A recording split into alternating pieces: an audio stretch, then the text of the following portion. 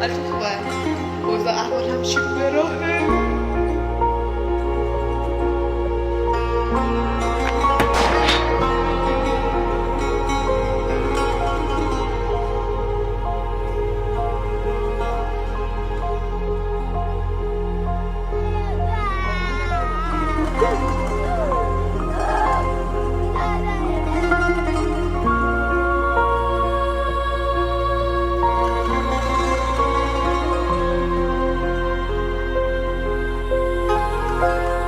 سلام، من میشور هستم.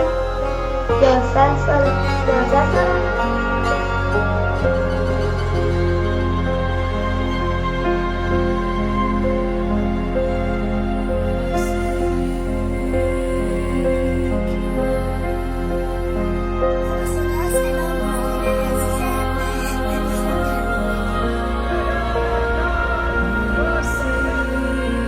دستامو از مش بست با 2 تا از این بندا اونقدر موجم بسته بود رگم رو حس نمی‌کردم. جان من 1000 بار فدای جان ایران و مردم ایران بشه.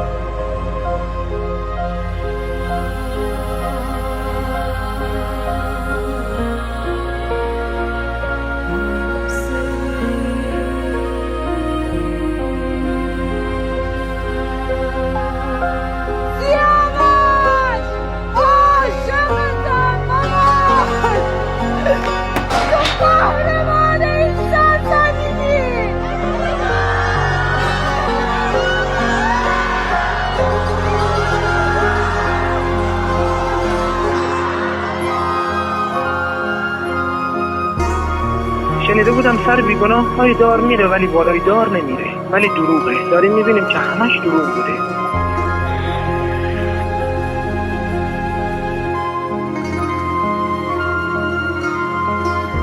سکوت شما یعنی حمایت از ظلم و ظالم، یعنی حمایت از اعدام شدن یه بیگناه.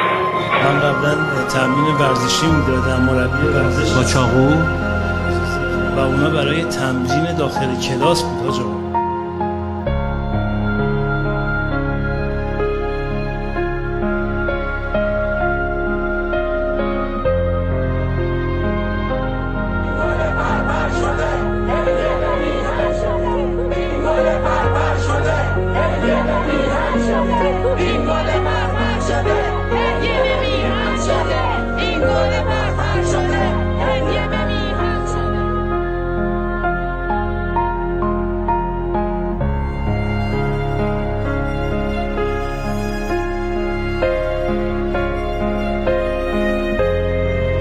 همیشه که تا خبقتی نبخشم.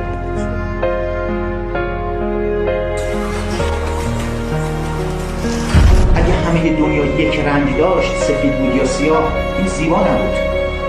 این تفاوت هاست که دنیا رو زیبا میکنه.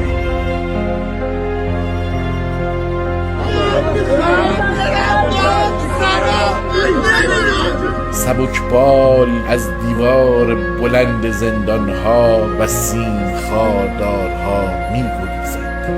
هوای خوش